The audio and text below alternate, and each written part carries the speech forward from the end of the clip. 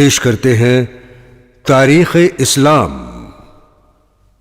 حضرت محمد صلی اللہ تعالی علیہ وسلم کی پیدائش سے پہلے 1400 سال پہلے کی بات ہے۔ عرب کے شہر مکہ میں لوگ بری طرح ڈرے ہوئے تھے۔ اس شہر پر ملک یمن کا حکمراں ابرہہ ہاتھیوں کی فوج لے کر حملے کے ارادے سے آیا تھا۔ ابرہہ کے لشکر نے شہر کے باہر پڑاؤ ڈالا ہوا تھا۔ مکہ والے اپنی بیوی بچوں اور مال و اسباب کے ساتھ مکہ شہر کے آس پاس پہاڑوں میں جا کر چھپ گئے تھے۔ شہر سے تھوڑی دور چراگاہ میں مکہ کے سردار عبد المطلب کے اونٹ چر رہے تھے۔ ابرہہ کے فوجی ان اونٹوں کو پکڑ کر لے گئے۔ ابرہہ کو انتظار تھا مکہ والوں کا، جو ابرہہ کے پاس اپنی جان و مال کی امان پانے اور شہر پر حملہ نہ کرنے کی درخواست لے کر آئیں گے۔ آخر انتظار کی گھڑی ختم ہوئی اور عبد المطلب ابرہہ سے ملنے آئے۔ ریگستان میں ایک اونچے مقام پر ابرہہ کا خیمہ لگا ہوا تھا۔ خیمے کے آس پاس اس کے محافظ نیزے اور ڈھالے تھامے ادب سے کھڑے ہوئے تھے۔ ابرہہ ایک شاندار تخت پر بیٹھا ہوا تھا جس پر چیتے کی کھال بچھی ہوئی تھی۔ تخت کے پیچھے لونڈیاں شتر مرغ کے پروں سے تیار پنکھے جھل رہی تھیں۔ عبد المطلب کو شدید گرمی میں پسینہ آ رہا تھا اور ان کے لباس اور چہرے پر ریت لگی ہوئی تھی۔ ابرہہ کو بتایا گیا کہ مکہ کا سردار اس سے ملنے آیا ہے۔ ابرہہ نے عبد المطلب کو خیمے کے اندر بلایا۔ ان کے دھول بھرے لباس کو دیکھ کر خیمے میں موجود ابرہہ کے درباری مسکرانے لگے۔ ابرہہ مغرور انداز میں گردن اکڑائے بیٹھا ہوا تھا۔ وہ عبد المطلب کو دیکھ کر یہی سوچ رہا تھا کہ یہ عرب اس کے قدموں میں گر کر اپنی اور اپنے قبیلے والوں کی جان کی امان مانگے گا، لیکن عبد المطلب نے ایسا کچھ نہیں کیا۔ وہ براہ راست ابرہہ سے ان الفاظ میں مخاطب ہوئے: آپ کے سپاہی میرے اونٹ پکڑ لائے ہیں، آپ انہیں چھوڑ دیجئے۔ اونٹوں کی بات سن کر ابرہہ کو بڑی حیرت ہوئی۔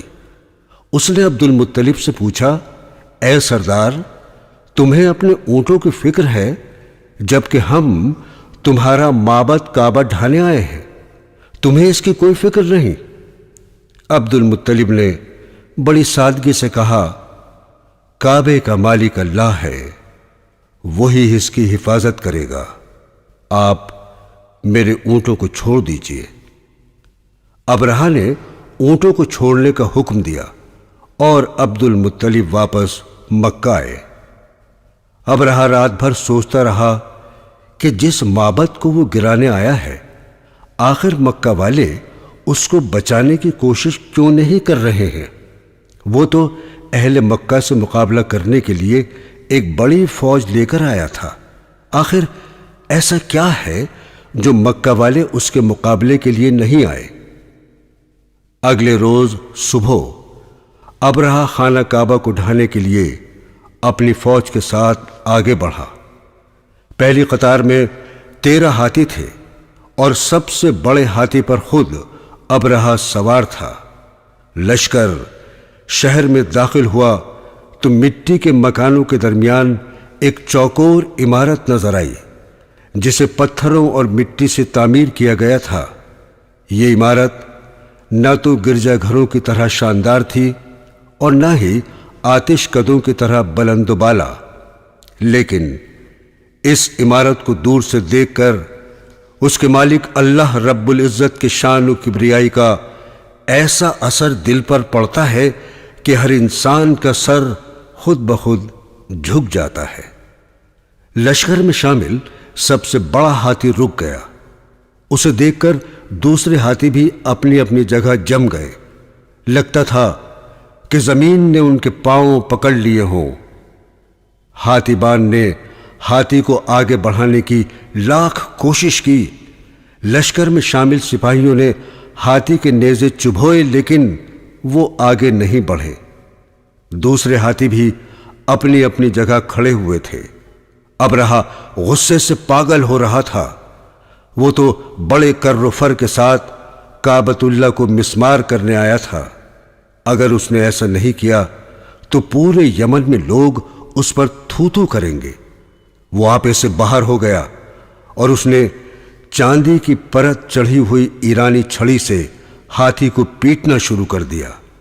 दर्द से हाथी बिलबिला गया। उसने एक चिंगाड़ मारी। वो वापस लौटना चाहता था, लेकिन हाथीबान और सिपाही बार बार उसका रुख काबतुल्लाह की जानिब कर देते। सभी हाथी उस जगह से दाएं बाएं मुड़कर भागना चाहते थे। हाथीबान और सिपाही हाथियों का रुख काबे की जानिब मोड़ने की कोशिश कर रहे थे। इस अफरा तफरी में धूल उड़ने लगी। हाथियों और सिपाहियों के पांव से उड़ने वाली गर्द की वजह से कुछ भी नजर नहीं आ रहा था। तभी साहिल समंदर की जानिब से छोटी छोटी अबाबीलों का एक झुंड उड़ता नजर आया। अबाबीलें लश्कर के ऊपर आकर चक्कर लगाने लगी। हाथियों के साथ मशक्कत कर रहे सिपाहियों ने उनकी तरफ ध्यान नहीं दिया कि अचानक अबाबीलों ने अपनी नन्ही चोंच और पंजों में पकड़ी हुई कंकरियां लश्कर पर फेंक दी। जिस किसी के वो कंकरी आकर लगी उस मकाम पर जलन हुई और वहां आबला उभर आया। हाथियों के भी ये कंकरियां गोलियों की तरह आकर लगीं और तकलीफ की शिद्दत से वो सिपाहियों को रौंदते हुए पीछे की तरफ दौड़ने लगे। कई कंकरियां अबरहा के चेहरे, कांधों और हाथों से आकर टकराईं। वहां आबले पड़ गए और उनमें खौलन होने लगी। अबरहा घबरा गया और वो बुरी तरह खौफ हो गया। उसके लश्कर में भगदड़ मच गई। सिपाही और हाथी अपनी अपनी जान बचाने के लिए जाए पनाह तलाश करने लगे। थोड़ी देर में ही आबलों से पीप और खून बहने लगा।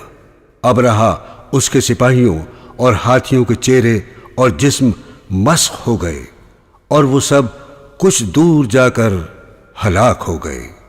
अबरहा के लश्कर की तबाही देखकर अहले मक्का उस साल को आमुल फील हाथी का साल कहने लगे। इस वाक़े के बाद काबतुल्लाह का मकाम और अजमत बढ़ गई। दूर दूर से लोग इसकी ज़ियारत के लिए आने लगे। इस वाक़े के 70 दिन बाद माह रबीउल अव्वल 570 ईस्वी में हमारे नबी हज़रत मोहम्मद सल्लल्लाहु ताला अलैहि वसल्लम की पैदाइश हुई। आप सल्लल्लाहु ताला अलैहि वसल्लम जनाब अब्दुल मुत्तलिब के सबसे छोटे फर्जंद जनाब अब्दुल्ला के यहाँ पैदा हुए। आपकी वालिदा का नाम आमिना है। हमारे प्यारे नबी की विलादत से तकरीबन 6 माह कबल आपके वालिद जनाब अब्दुल्ला तिजारत के लिए शाम गए हुए थे। वापस आते हुए रास्ते में बीमार हो गए और बीमारी बढ़ती गई। शहर से दूर उनका इंतकाल हो गया। जनाब अब्दुल मुत्तलिब अपने सबसे छोटे फर्जंद से बहुत मोहब्बत करते थे। उनके इंतकाल की खबर सुनकर बहुत गमगीन हुए। यही हाल मोहतरमा आमना का हुआ, जो उस वक्त हामिला थीं और अपने शौहर का बेसब्री से इंतज़ार कर रही थीं। आप सल्लल्लाहु ताला अलैहि वसल्लम पैदा हुए तो वालिदा मोहतरमा आमना ने उनका नाम अहमद रखा, जबकि अब्दुल मुत्तलिब अपने पोते को गोद में उठाकर काबतुल्ला ले गए और उनका नाम मोहम्मद रखा। ये नाम अरबों के लिए बिल्कुल नया था। मक्का वालों ने अब्दुल मुत्तलिब से ऐसा अजनबी नाम रखने की वजह दरियाफ्त की तो उन्होंने जवाब दिया कि मेरा ये बेटा बड़ा नाम कमाएगा और हर इंसान इसकी तारीफ करेगा। सचमुच अब्दुल मुत्तलिब की ये बात सच साबित हुई। आप सल्लल्लाहु ताला अलैहि वसल्लम ने अपने अखलाक व किरदार की ऐसी मिसाल कायम की कि रहती दुनिया तक लोग आपकी तारीफ करेंगे। मासूम मोहम्मद صلی اللہ تعالی علیہ وسلم کو بی بی آمنہ بڑے پیار سے پالنے لگی۔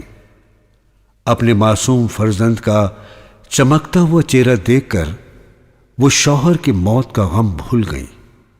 اس زمانے میں بچوں کو صحت مند رکھنے کے لیے دور دراز کے دیہاتی علاقوں میں بھیج دیا جاتا تھا۔ شہر کے بچوں کی پرورش کا کام دائیاں کرتی تھیں۔ اس پرورش کے بدلے انہیں محنتانہ اور انعام ملتا تھا۔ بچے کچھ مہینے کے ہو جاتے تو انہیں دائیوں کے سپرد کر دیا جاتا تھا۔ ایسی ہی ایک دائی حلیمہ اپنے شوہر کے ساتھ شہر مکہ کوئی بچہ لینے آئی۔ ان کی اونٹنی بوڑھی اور کمزور تھی جو بہت دھیرے دھیرے چلتی تھی۔ شہر آتے وقت وہ دوسری دائیوں کی سواری سے پیچھے رہ گئی اور سب سے آخر میں مکہ پہنچی۔ دائی حلیمہ سے پہلے آنے والی دائیوں نے مالدار اور صاحب حیثیت لوگوں کے بچوں کو لے لیا۔ حلیمہ کو ایسا کوئی بچہ نہیں ملا۔ اتنی مشقت کر کے وہ مکہ آئی تھی تو کوئی نہ کوئی بچہ لے کر جانا ہی تھا۔ انہیں بی بی آمنہ کے یتیم فرزند کا پتہ چلا اور وہ اسی کو لے جانے کے لیے تیار ہو گئی، لیکن اس بچے کو گود میں لیتے ہی انہیں ایسا قلبی سکون ملا جس کا احساس پہلے کبھی نہیں ہوا تھا۔ حلیمہ نے بچے کے معصوم چہرے پر نظر ڈالی تو اس کے ماتھے پر انوکھی چمک تھی۔ انہوں نے معصوم بچے کو سینے سے لگا لیا اور اونٹنی پر سوار ہو کر واپس صحرا کی طرف مڑیں۔ وہ یہ دیکھ کر حیران رہ گئیں کہ ان کی اونٹنی دیگر اونٹوں سے زیادہ تیز دوڑ رہی تھی۔ لگتا تھا اس کی جوانی اور قوت لوٹ آئی ہے۔ دائی حلیمہ محمد صلی اللہ تعالی علیہ وسلم کو لے کر گھر پہنچی۔ ان کے ہم عمر ان کا بیٹا تھا۔ جب دونوں بچوں کو دودھ پلاتی تو انہیں کبھی دودھ کی کمی نہیں ہوتی تھی۔ یہی حال ان کی بکریوں کا تھا، وہ بھی خوب دودھ دینے لگیں۔ دائی حلیمہ اور ان کے شوہر بہت خوش تھے۔ یہ معصوم بچہ ان کے لیے خوش قسمتی کا وعید لے کر آیا تھا۔ اس کے آنے سے گھر میں برکت آ گئی۔ وہ بڑے پیار سے محمد صلی اللہ تعالی علیہ وسلم کی پرورش کرنے لگیں۔ آپ بچپن ہی سے بہت شریف اور نیک طبیعت تھے۔ نہ تو کبھی کسی چیز کے لیے ضد کرتے اور نہ ہی بلا وجہ رو کر دائی حلیمہ کو پریشان کرتے۔ جب تھوڑے بڑے ہوئے اور سمجھ آنے لگی تو دائی حلیمہ کے کاموں میں ہاتھ بٹانے لگے۔ وہ دائی حلیمہ کے بچوں کے ساتھ کھیلتے اور جو بھی کھانے کو ملتا وہ اپنے دودھ شریک بھائی بہنوں کے لیے چھوڑ دیتے۔ آپ کی شرافت اور بھولاپن دیکھ کر سبھی آپ کی تعریف کرتے۔ جب آپ 5 سال یا 6 سال کے ہوئے تو دائی حلیمہ آپ کو والدہ محترمہ آمنہ کے پاس لے آئیں۔ والدہ نے اپنے فرزند کو سینے سے لگا لیا، ماتھا چوما اور اپنی ممتا کو سیراب کیا۔ وہ آپ کو لے کر اپنے ننیحال شہر مدینہ تشریف لے گئیں۔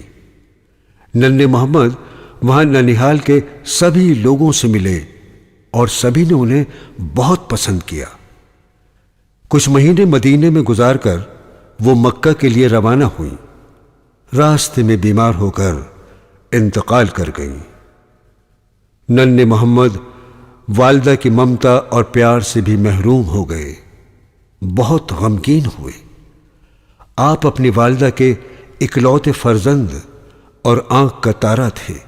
وہ آپ کو بے انتہا پیار کرتی اور آپ کو دیکھ کر اپنے سبھی غم بھول جاتی۔ ان کی باندی ننھے محمد کو لے کر مکہ آئی اور آپ کو جناب عبد المطلب کے حوالے کر دیا۔ بہو کے انتقال کی خبر سن کر جناب عبد المطلب بے انتہا رنجیدہ ہوئے اور محمد کو سینے سے لگا کر بہت روئے۔ انہیں فکر اس بات کی تھی کہ اس معصوم کی پرورش وہ کیسے کریں گے۔ یہ پیارا بچہ تو والد کی شفقت اور والدہ کی ممتا اور لاڈ پیار سے محروم ہو گیا ہے۔ جناب عبد المطلب آپ کو بہت پیار کرتے تھے۔ وہ کبھی بھی ننھے محمد کو اپنی نظروں سے دور نہیں ہونے دیتے اور آپ کی ہر ضرورت کا خیال کرتے۔ وقت گزرنے کے ساتھ ساتھ والدہ کی جدائی کا غم کم ہوتا گیا۔ آپ انتہائی شریف النفس اور سیدھے سادے تھے۔ بوڑھے دادا کو کبھی بھی پریشان نہیں کیا۔ 2 سال بعد ہی دادا عبد المطلب بھی اللہ کو پیارے ہو گئے، لیکن انتقال سے پہلے محمد کو اپنے بیٹے جناب ابو طالب کے سپرد کر گئے۔ ابو طالب اور ان کی بیگم فاطمہ نے اپنے بچوں کی طرح بھتیجے محمد کی پرورش کی۔ ابو طالب انہیں کبھی اپنی آنکھوں سے دور نہیں ہونے دیتے تھے۔ محمد بھی اپنے چچا سے بے انتہا محبت کرتے تھے۔ آپ کی عمر 11-12 سال تھی کہ ابو طالب کو ملک شام تجارت کے لیے جانا پڑا۔ جب ابو طالب سفر کے لیے روانہ ہوئے تو محمد صلی اللہ تعالی علیہ وسلم نے ان کا کرتا پکڑ لیا اور ساتھ چلنے کی درخواست کی۔ اپنے معصوم بھتیجے کی آنکھوں میں اس قدر پیار دیکھ کر ان کا دل بھر آیا۔ وہ مسکرائے اور محمد کو اپنے ساتھ اونٹ پر بٹھا لیا۔ دن رات ریگستان پار کرتا ہوا یہ قافلہ ملک شام کے باہر ایک بستی میں جا کر ٹھہرا۔ وہاں تھوڑے سے مکان اور ایک خانقاہ تھی جہاں عیسائی راہب یعنی سنیاسی رہتے تھے۔ وہ دن رات اللہ کی عبادت میں مشغول رہتے۔ ابو طالب اور ان کے ساتھی آرام کرنے کے لیے یہاں رکے تھے۔ اونٹوں پر سے سامان اتارا اور اپنے کھانے پینے کا انتظام کرنے لگے۔ اس قافلے میں شامل لوگوں کو خانقاہ میں رہنے والا ایک راہب وغیرہ بہت غور سے دیکھ رہا تھا۔ اس کی توجہ کا مرکز قافلے میں شامل وہ معصوم بچہ تھا جس کے چہرے پر چمک تھی اور 11 سال کی عمر میں بھی سنجیدہ تھا۔ وہ ہر چیز کا بغور مشاہدہ کر رہا تھا۔ بغیرہ نے محمد صلی اللہ تعالی علیہ وسلم کے چچا جناب ابو طالب کے پاس جا کر ان سے پوچھا، یہ بچہ کون ہے؟ انہوں نے بتایا کہ میرا بھتیجا ہے۔ میرے بھائی اور بھابھی انتقال کر چکے ہیں، اب میں ہی اس کی پرورش کر رہا ہوں۔ راہب نے محمد کی طرف دیکھتے ہوئے ابو طالب سے کہا، تمہارا بھتیجا اور لوگوں سے مختلف ہے۔ میں نے دیکھا کہ جب تمہارا قافلہ یہاں پہنچا تو آسمان پر بادل کا ایک ٹکڑا اس پر سایہ کیے ہوئے تھا۔ پہاڑ اور درخت اس کے سامنے جھکتے محسوس ہوئے۔ بڑا ہو کر یہ بچہ تمہاری قوم میں ممتاز ہوگا، اس کی حفاظت کرنا۔ راہب کی بات سن کر ابو طالب نے محمد کو ہمیشہ اپنے ساتھ رکھا اور انہیں کسی قسم کی کوئی تکلیف نہ ہونے دی۔ محمد صلی اللہ تعالی علیہ وسلم اپنے چچا کے کاموں میں ہاتھ بٹانے لگے۔ انہیں اس بات کا احساس تھا کہ ان کے چچا کی آمدنی زیادہ نہیں تھی اور خاندان بڑا تھا، اس لیے وہ بکریاں چراتے، کھجور کے باغوں میں کام کرتے اور اس کام کے عوض جو پیسے ملتے وہ چچا کے ہاتھ میں لا کر رکھ دیتے۔ محمد صلی اللہ تعالی علیہ وسلم میں ایک خوبی اور تھی، ان کے دل میں سبھی لوگوں کے لیے ہمدردی کا جذبہ تھا۔ اگر کسی بوڑھے یا کمزور کو بھاری سامان اٹھاتے دیکھتے تو فوراً اس کی مدد کرنے پہنچ جاتے۔ پڑوس میں کسی کو کوئی سودا وغیرہ منگانا ہوتا تو فوراً لا کر دیتے۔ لین دین میں پوری ایمانداری برتتے۔ آپ نہ تو کبھی کسی سے ناراض ہوتے، نہ ہی کسی کو ڈانٹتے ڈپٹتے۔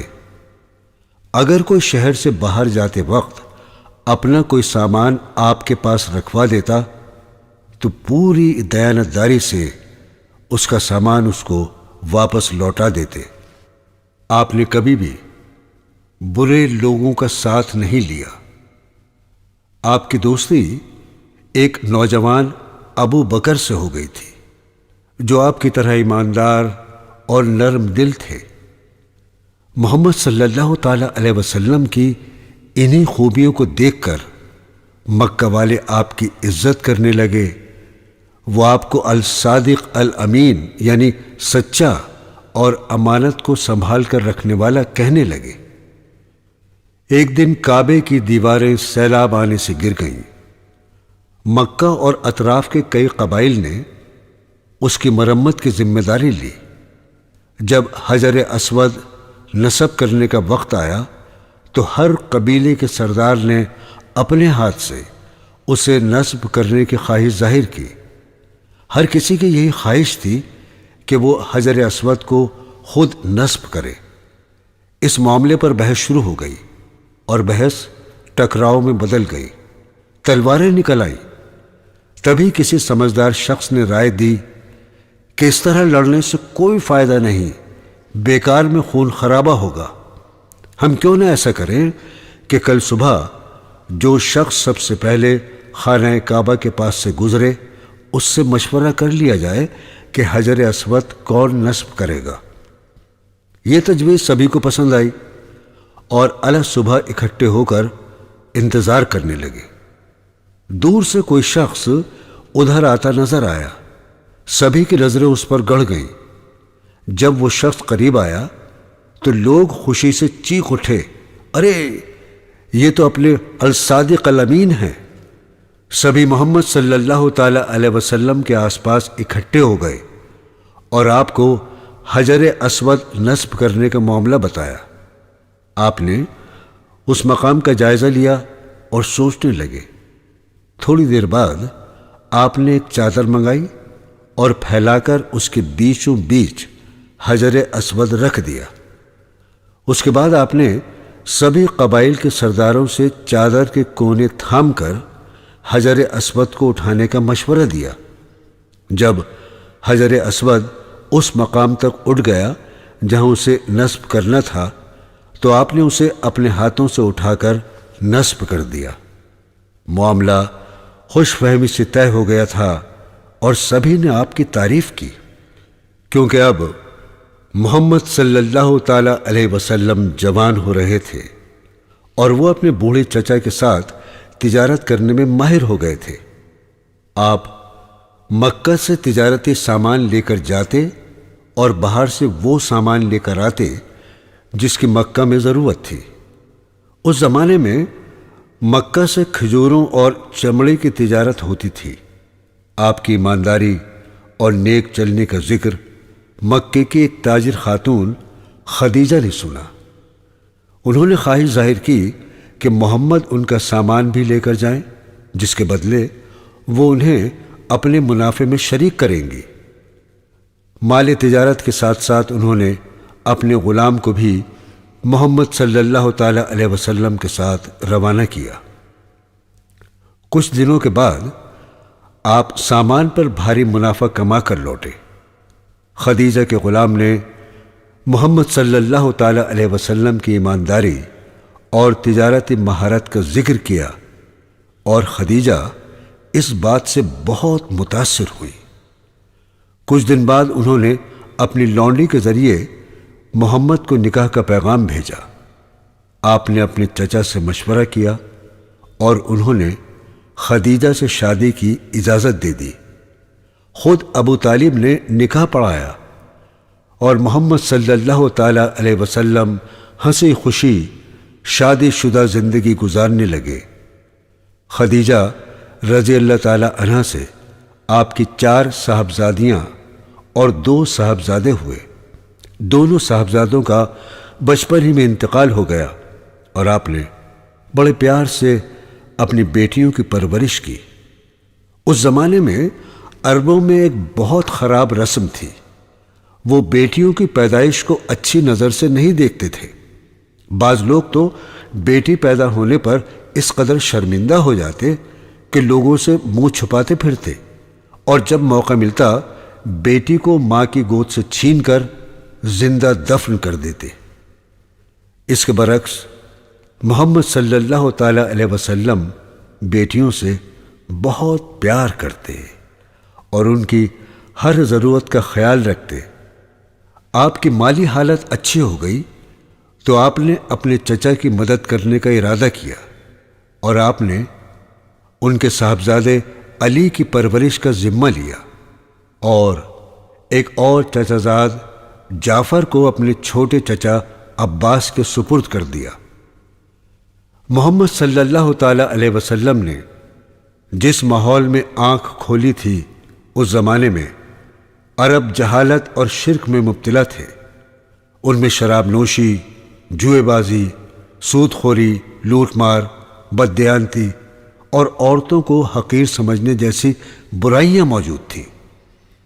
حالانکہ اہل مکہ پیغمبر حضرت اسماعیل کی اولاد میں سے تھے، اس کے باوجود وہ ایک اللہ کی عبادت چھوڑ کر بت پرستی اور شیطانوں کی پوجا میں مبتلا تھے۔ انہوں نے خانہ کعبہ میں لات اور عزا نام کے بت سجا دیے تھے۔ ہر قبیلے کا اپنا دیوتا تھا۔ وہ کعبہ میں آ کر عبادت کے نام پر عجیب و غریب حرکتیں کرتے۔ وہ دیوتاؤں کے نام پر جانوروں کی قربانی کرتے، چڑھاوے چڑھاتے اور سجدے کرتے۔ عرب قبائل میں ایک بار کسی بات پر جھگڑا ہو جاتا تو لڑائی سالوں سال چلتی رہتی۔ بعض دفعہ تو کنویں پر پہلے اونٹ کو پانی پلانے پر لڑائی ہو جاتی اور اس قدر خون خرابہ ہوتا کہ منٹوں میں درجنوں افراد قتل کر دیے جاتے، عورتیں بیوہ ہو جاتی اور بچے یتیم ہو جاتے۔ یہ سارے حالات دیکھ کر محمد صلی اللہ تعالی علیہ وسلم کا دل دکھتا۔ وہ سوچتے کہ عربوں سے ان غلط رسوم اور جہالت کو کیسے دور کیا جائے۔ وہ ہمیشہ ایسے سماج کا تصور کرتے جس میں سبھی ایک دوسرے سے محبت کرنے والے، ایک دوسرے کا خیال رکھنے والے، نیک اور رحم دل ہوں۔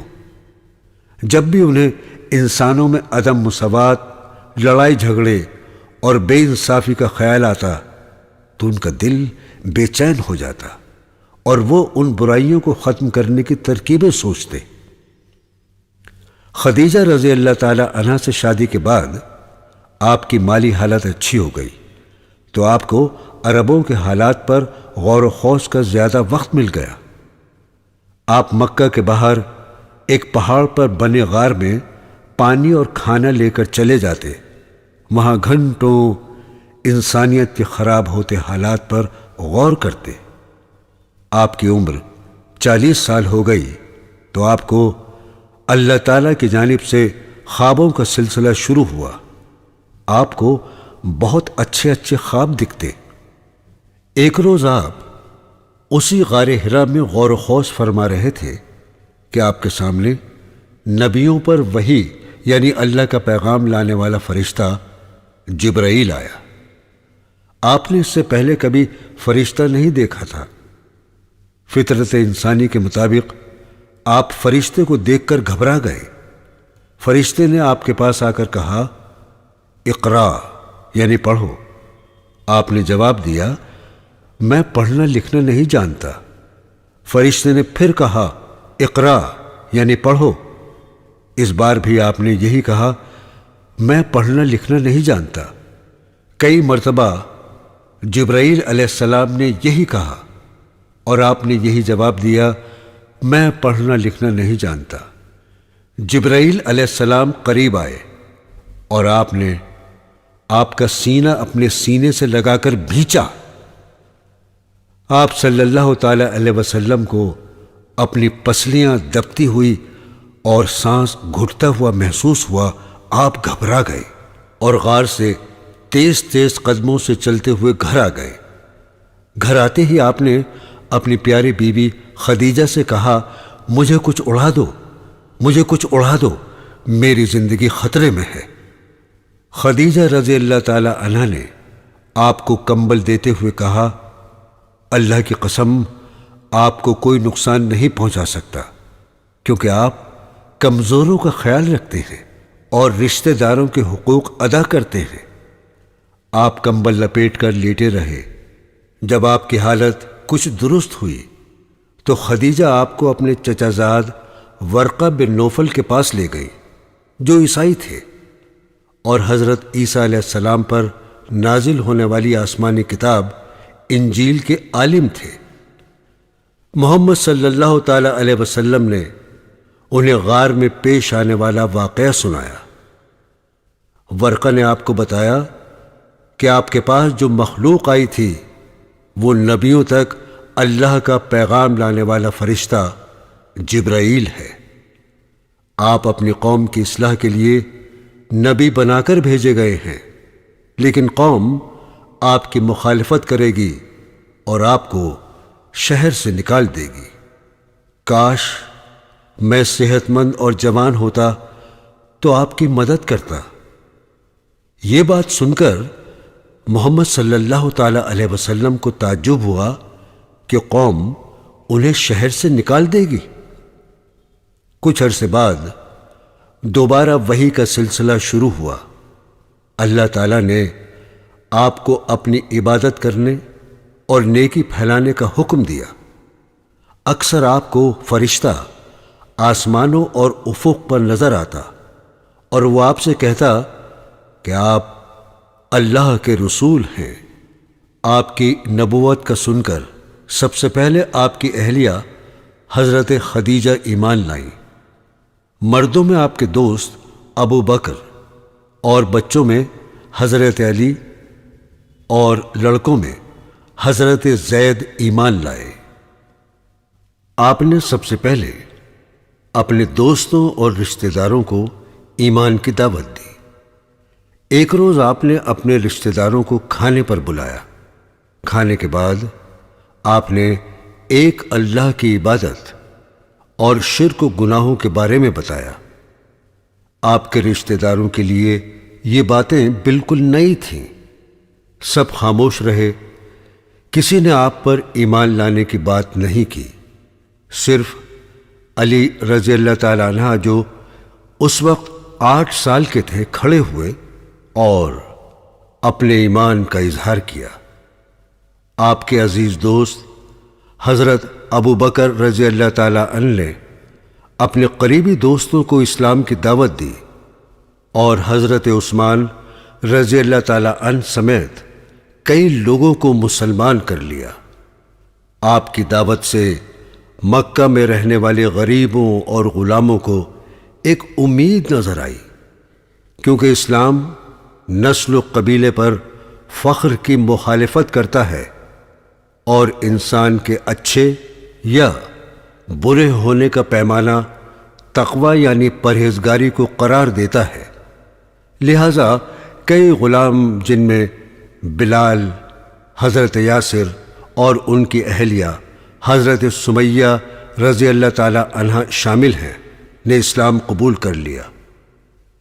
جب مکہ والوں کو حضرت محمد صلی اللہ تعالی علیہ وسلم کی دعوت اسلامی کا پتہ چلا تو ان کے کان کھڑے ہوئے، کیونکہ ان کے لیے یہ دعوت ان کے عقیدے بت پرستی اور قبائلی تفاخر کے خلاف تھی، تو انہیں بہت ناگوار گزرا۔ مکہ کے اکثر لوگ جو کل تک آپ کو الصادق اور الامین کہہ کر بلاتے تھے مخالف ہو گئے اور آپ سے دعوت اسلامی بند کرنے کو کہا۔ امیر کیا، غریب کیا، سبھی جاہل آپ کو برا بھلا کہنے لگے۔ حضرت عثمان رضی اللہ تعالی عنہ جو ایک مالدار تاجر گھرانے سے تعلق رکھتے تھے، ان کے چچا نے انہیں رسیوں سے جکڑ کر کمرے میں بند کر دیا۔ بلال، یاسر اور سمیہ کے مالکوں نے انہیں سخت سزائیں دیں اور ان سے محمد صلی اللہ تعالی علیہ وسلم کی تعلیمات چھوڑ کر اپنے عقیدے پر لوٹ آنے کو کہا، لیکن ان لوگوں نے سخت تکلیفیں برداشت کیں اور اپنے ایمان پر قائم رہے۔ ایک روز حضرت سمیہ اور حضرت یاسر کو ان کے مالک نے اس قدر پیٹا کہ دونوں شہید ہو گئے۔ حضرت بلال رضی اللہ تعالیٰ عنہ کو ان کا مالک دھوپ میں تپتی ریت پر لٹا کر سینے پر ایک بھاری گرم پتھر رکھ دیتا اور ان سے محمد کا دین چھوڑنے کو کہتا۔ حضرت خبیب رضی اللہ تعالی عنہ کو کوئلوں پر لٹایا جاتا اور کوڑے لگائے جاتے، لیکن آپ سبھی اپنا دین چھوڑنے کو تیار نہیں ہوتے۔ دھیرے دھیرے حضرت محمد صلی اللہ تعالی علیہ وسلم کی دعوت رنگ لا رہی تھی۔ نیک دل اور سمجھدار لوگ اس دعوت سے متاثر ہو رہے تھے۔ جیسے جیسے آپ کی دعوت کا دائرہ بڑھ رہا تھا، آپ کی مخالفت بھی شدید ہوتی جا رہی تھی۔ آپ کا ایک چچا ابو لہب اور اس کی بیوی ام جمیلہ آپ کی مخالفت اور دشمنی میں آگے آگے تھے۔ مکہ کے دو اور سردار ابو جہل اور ابو سفیان آپ کے خلاف سازشیں کرتے، لیکن آپ تمام مخالفتوں اور جور و ستم کے باوجود لوگوں کو نیکی اور ایمان کی دعوت دیتے رہے۔ ایک مرتبہ مکہ کے سبھی مالدار اور سردار مل کر جناب ابو طالب کے پاس گئے اور ان سے کہا کہ وہ اپنے بھتیجے کو ایمان کی دعوت سے روکیں۔ اگر آپ کا بھتیجا یہ سب سردار بننے کے لیے کر رہا ہے تو ہم اسے سردار بنانے کو تیار ہیں۔ اگر اس کا مقصد مال و دولت جمع کرنا ہے تو ہم اسے مال و دولت دینے کو تیار ہیں، ساتھ ہی خوبصورت ترین عورت سے اس کی شادی بھی کروا دیں گے۔ جناب ابو طالب نے حضرت محمد صلی اللہ تعالی علیہ وسلم کو بلا کر کہا، پیارے بھتیجے، اب میں بوڑھا ہو چکا ہوں، پورا مکہ تمہارے خلاف ہے، تم مجھ پر اتنا بوجھ مت ڈالو جسے میں برداشت نہ کر سکوں۔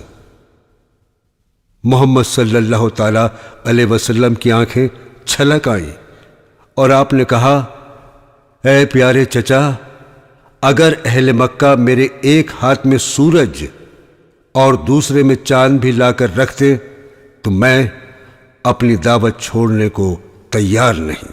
یہ جواب سن کر جناب ابو طالب بولے، جاؤ بھتیجے، اپنا کام کرتے رہو۔ اس کے بعد مکہ والوں نے ایک اور فیصلہ کیا۔ انہوں نے سبھی کے لیے یہ حکم جاری کیا کہ کوئی بھی قریش سے کسی قسم کا لین دین نہیں کرے گا، نہ ہی ان سے شادی کرے گا۔ قریش کو کسی تقریب میں نہیں بلایا جائے گا۔ آپ کی بیٹی ابو جہل کے لڑکے سے بیاہی ہوئی تھی، اس نے آپ کو تکلیف دینے کے لیے آپ کی بیٹی کو طلاق دلوا دی۔ سبھی نے قریش سے تعلقات ختم کر لیے۔ یہ فیصلہ قریش کے لیے بہت سخت تھا۔ قریش کو سخت پریشانیوں کا سامنا کرنا پڑا۔ سماجی بائیکاٹ کے سبب ان کے پاس کھانا پینا بھی ختم ہونے لگا۔ راتوں کو ان کے بچے بھوک سے تڑپ کر روتے۔ قریش قبیلے کے لوگ درختوں کی پتیاں کھا کر یا چمڑے کو پانی میں ابال کر پیتے اور اپنا گزارا کرتے۔ ابو جہل اور ابو لہب اس بات کی نگرانی رکھتے کہ کوئی قریش کو کھانے پینے کا سامان نہ پہنچائے۔ آپ صلی اللہ تعالی علیہ وسلم کے پائے استقلال میں ذرا بھی جنبش نہیں آئی۔ جب آپ مکہ والوں سے پریشان ہو گئے تو آپ صلی اللہ تعالی علیہ وسلم نے حج کے موقع پر باہر سے آنے والے لوگوں کے سامنے ایمان کی دعوت پیش کرنی شروع کر دی۔ مدینہ سے آنے والے ایک وفد کے لوگوں نے خوشی خوشی آپ کی دعوت قبول کر لی اور انہوں نے واپس مدینہ جا کر اپنے رشتہ داروں اور دوستوں کے سامنے اسلامی تعلیمات پیش کی۔ دراصل اہل مدینہ اپنے پڑوسی یہودیوں سے سنتے آئے تھے کہ عنقریب جزیرہ عرب میں ایک نبی آنے والے ہیں جو لوگوں کو بھلائی کی تعلیم دیں گے اور برائی سے روکیں گے۔ اہل مدینہ نے بغور آپ کی تعلیمات کو سنا اور آپ کی زندگی کے حالات جان کر اسلام قبول کرنا شروع کر دیا۔ اگلے سال حج کے موقع پر مدینہ سے اور لوگ مکہ آئے اور آپ پر ایمان لائے۔ اس طرح مدینہ میں مسلمانوں کی تعداد بڑھنے لگی۔ آپ صلی اللہ تعالی علیہ وسلم کی پریشانیاں اور مکہ والوں کی دشمنی دیکھ کر اہل مدینہ نے آپ کو مدینہ آ کر اپنا مشن چلانے کی دعوت دی اور وعدہ کیا کہ وہ کبھی آپ کا ساتھ نہیں چھوڑیں گے۔ مکہ میں ایمان والوں کا جینا دوبر ہو گیا تھا۔ انہیں ہر طرح سے پریشان کیا جا رہا تھا۔ آخر اللہ نے ان کے ایمان کو مضبوط کرنے کے لیے انہیں ایک اور آزمائش میں ڈالا، اور جن مسلمانوں کو ستایا جا رہا تھا انہیں مکہ چھوڑ کر ملک حبشہ جانے کا حکم دیا۔ اس وقت ملک حبشہ یعنی ایتھیوپیا، اس میں ایک انصاف پسند عیسائی بادشاہ نجاشی کی حکومت تھی۔ مسلمانوں کے ایک وفد میں آپ کی صاحبزادی حضرت رقیہ رضی اللہ تعالی عنہا اور ان کے شوہر حضرت عثمان رضی اللہ تعالی عنہ بھی شامل تھے۔ جب مکہ والوں کو مسلمانوں کے حبشہ پہنچنے کی خبر ملی تو انہوں نے ایک وفد نجاشی کے پاس بھیجا۔ وفد کے سرداروں نے نجاشی سے کہا کہ ہمارے ملک کے کچھ باغی آپ کے ملک میں پناہ لیے ہوئے ہیں، آپ انہیں ہمارے حوالے کر دیں۔ نجاشی نے مسلمانوں کے وفد کے سب سے سمجھدار شخص کو طلب کیا تو آپ صلی اللہ تعالی علیہ وسلم کے چچا زاد حضرت جعفر رضی اللہ تعالی عنہ تشریف لائے۔ نجاشی نے ان سے ان کے عقیدے کے بارے میں دریافت کیا تو انہوں نے ایک پراثر تقریر کی۔ اسلام کی حقانیت سننے کے بعد نجاشی بولا، خدا کی قسم، یہ تو وہی تعلیمات ہیں جو ہمارے نبی حضرت عیسیٰ علیہ السلام لے کر آئے تھے۔ اور نجاشی نے مسلمانوں کو وہاں عزت کے ساتھ رہنے کی اجازت دے دی۔ مکہ کا وفد بے مراد واپس ہوا۔ اب اسلامی تعلیمات سے شہر مکہ ہی نہیں، دوسرے شہروں اور ملکوں کے لوگ بھی متاثر ہونے لگے تھے۔ یہ جان کر کفار مکہ کے سینوں پر سانپ لوٹ گئے۔ انہوں نے آپ کو ہر قسم کا لالچ دینا چاہا، آپ کے ساتھیوں کو قتل کر کے اور آپ پر حملہ کر کے خوف زدہ کرنے کی کوششیں کی۔ قریش کا سماجی بائیکاٹ بھی کر لیا تھا، لیکن اسلام تھا کہ پھیلتا چلا جا رہا تھا۔ اسی بیچ مکہ کے دو بااثر اور بہادر آدمیوں نے اسلام قبول کر لیا۔ ان میں ایک محمد صلی اللہ تعالی علیہ وسلم کے چچا حضرت حمزہ رضی اللہ تعالی عنہ اور دوسرے حضرت عمر رضی اللہ تعالی عنہ تھے۔ ان دونوں کے اسلام قبول کرنے سے مسلمانوں کو یہ فائدہ ہوا کہ وہ اب چھپ کر نہیں، سب کے سامنے کعبۃ اللہ کی عبادت کرنے لگے۔ دریں اثنا آپ کی پیاری اہلیہ حضرت خدیجہ رضی اللہ تعالی عنہا اور چچا جناب ابو طالب انتقال کر گئے۔ جب تک جناب ابو طالب زندہ رہے تو کفار مکہ کی اتنی ہمت نہیں ہوئی کہ آپ کو جانی نقصان پہنچا سکیں۔ چنانچہ 622 عیسوی میں کفار مکہ نے آپ کو قتل کرنے کا پلان بنایا۔ ہر قبیلے سے ایک نوجوان منتخب کیا گیا۔ اس سے فائدہ یہ تھا کہ رسول اللہ کے قتل کی سازش میں ملوث اتنے لوگوں سے قریش ایک ساتھ بدلہ نہیں لے سکتے تھے۔ اللہ تعالیٰ نے محمد صلی اللہ تعالی علیہ وسلم کو اس سازش کی خبر دے دی اور آپ نے مکہ سے ہجرت کرنے کا ارادہ کیا۔ آپ نے اپنے بستر پر حضرت علی کو لٹایا اور اپنے سب سے پکے دوست ابو بکر کو ساتھ لے کر رات کے اندھیرے میں روانہ ہو گئے۔ قاتل آپ کے گھر میں جھانک جھانک کر دل کو تسلی دیتے رہے کہ آپ بستر پر سوئے ہوئے ہیں۔ آدھی رات گزرنے پر قاتل اچانک ننگی تلواریں لے کر گھر میں داخل ہوئے۔ انہوں نے لیٹے ہوئے شخص سے چادر ہٹائی تو حضرت علی وہاں لیٹے ہوئے تھے۔ قاتل آپ صلی اللہ تعالی علیہ وسلم کی تلاش میں ادھر ادھر دوڑے، لیکن آپ کا کہیں پتہ نہیں چلا۔ جب کفار مکہ کو پتہ چلا کہ آپ شہر میں نہیں ہیں تو انہوں نے آپ کو گرفتار کرنے والے کے لیے 100 اونٹوں کا انعام رکھا۔ انعام کے لالچ میں لوگ آپ کی تلاش میں نکلے، لیکن آپ کو ڈھونڈ نہ سکے۔ مکہ سے نکل کر مدینہ جانے کو ہجرت کہا جاتا ہے۔ یہ ہجرت 622 عیسوی میں ہوئی، اور اسی واقعے کو بعد میں خلیفہ دوم حضرت عمر رضی اللہ تعالی عنہ کے زمانے میں سن ہجری یعنی اسلامی سال قرار دیا۔ کفار مکہ سے بچنے کے لیے آپ صلی اللہ تعالی علیہ وسلم نے 3 دن ایک پہاڑ کے غار میں پناہ لی، جسے غار ثور کہتے ہیں۔ کئی لوگ آپ کی تلاش میں پہاڑوں اور ریگستان کی خاک چھانتے رہے، لیکن آپ تک نہیں پہنچ سکے۔ 3 دن آپ نے اس غار میں گزارے۔ اس کے بعد ایک لمبے راستے سے آپ مدینہ پہنچے۔ آپ کے کئی صحابی پہلے ہی مدینہ منورہ پہنچ چکے تھے اور بے صبری سے آپ کے منتظر تھے۔ مدینہ سے پہلے ایک بستی ہے جس کا نام قبا ہے۔ آپ جب وہاں پہنچے تو آپ نے اپنے ساتھیوں کے ساتھ مل کر ایک مسجد تعمیر کی اور یہاں پہلی مرتبہ نماز جمعہ پڑھائی۔ آپ کے مدینہ پہنچنے پر مسلمانوں نے خوشی منائی اور آپ کی اونٹنی حضرت ابو ایوب انصاری کے گھر کے سامنے آ کر رک گئی۔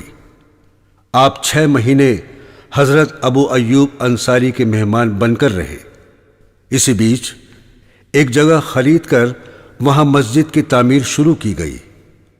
اس مسجد کو مٹی کی سکھائی ہوئی اینٹوں اور کھجور کی لکڑی اور پتیوں سے تعمیر کیا گیا۔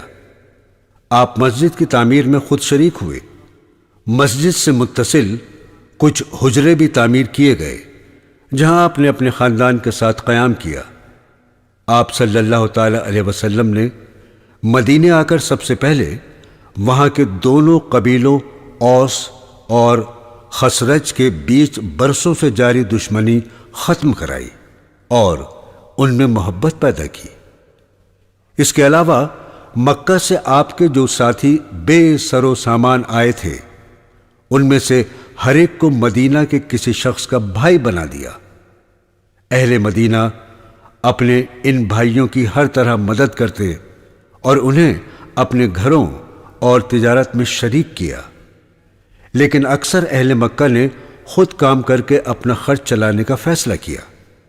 مدینہ والوں کو اس ہمدردی اور خلوص کو دیکھتے ہوئے آپ نے انہیں انصاری یعنی مدد کرنے والے کا نام دیا۔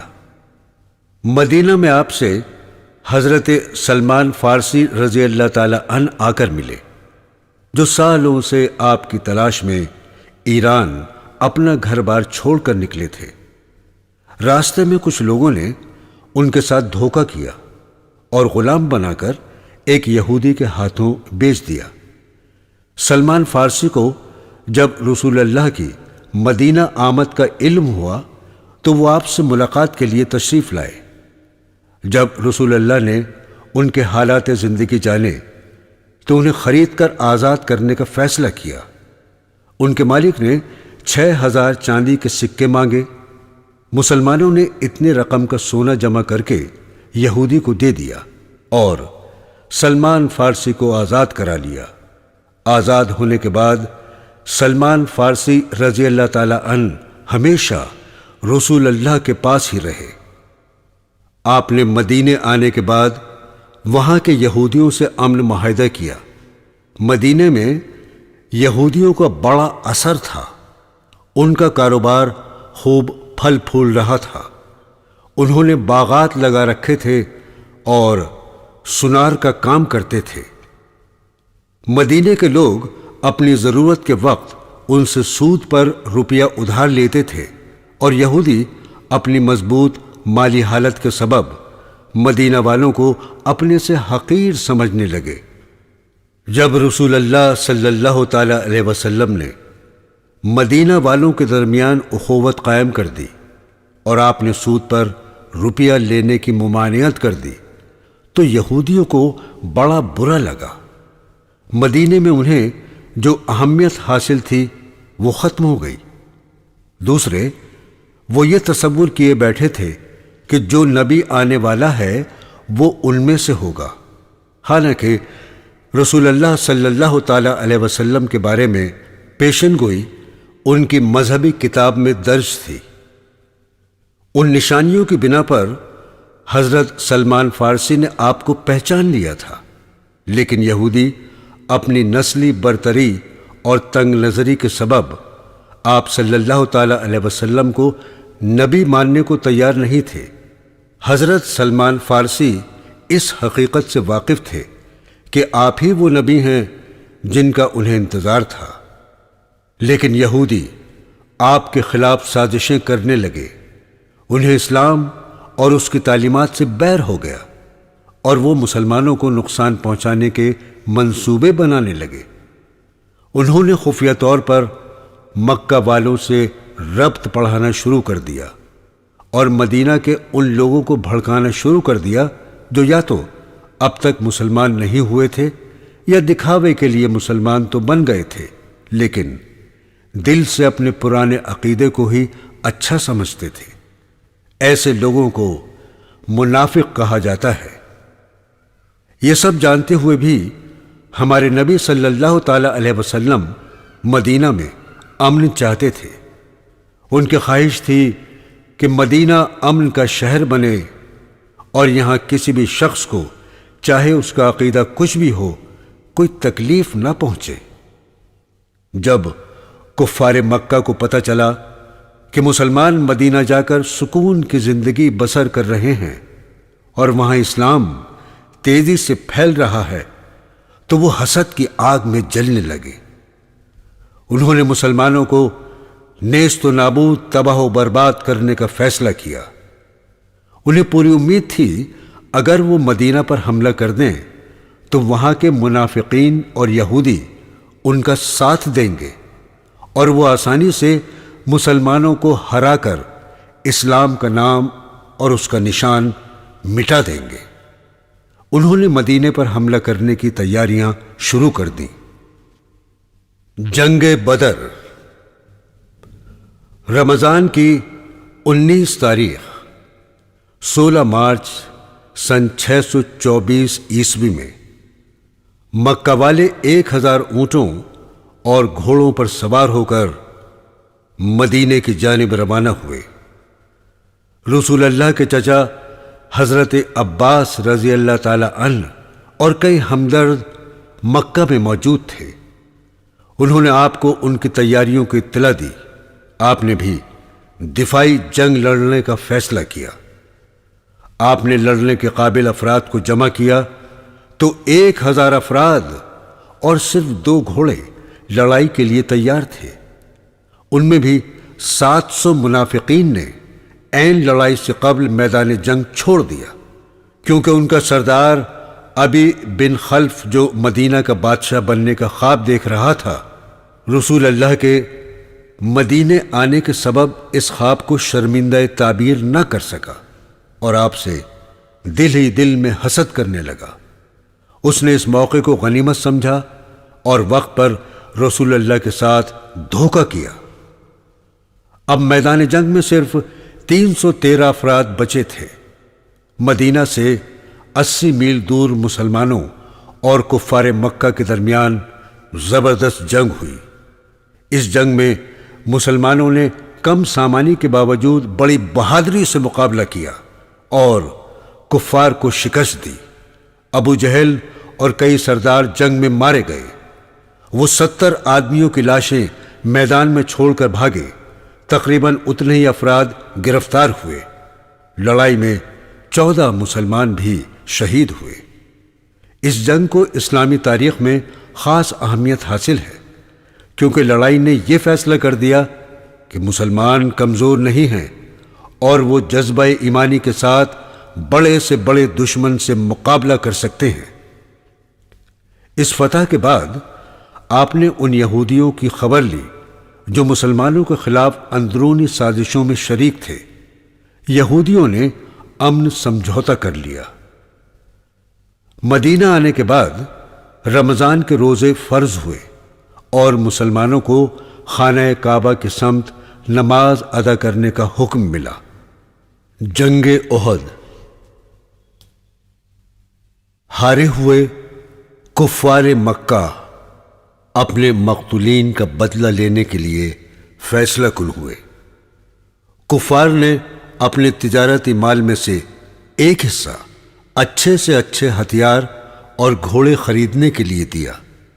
مکہ والوں نے آس پاس کے مشرک قبیلوں سے معاہدے کر کے آدمیوں کو جمع کیا اور اگلے سال 625 عیسوی میں 10,000 افراد کی مضبوط فوج لے کر مدینے پر حملے کے لیے روانہ ہوئے۔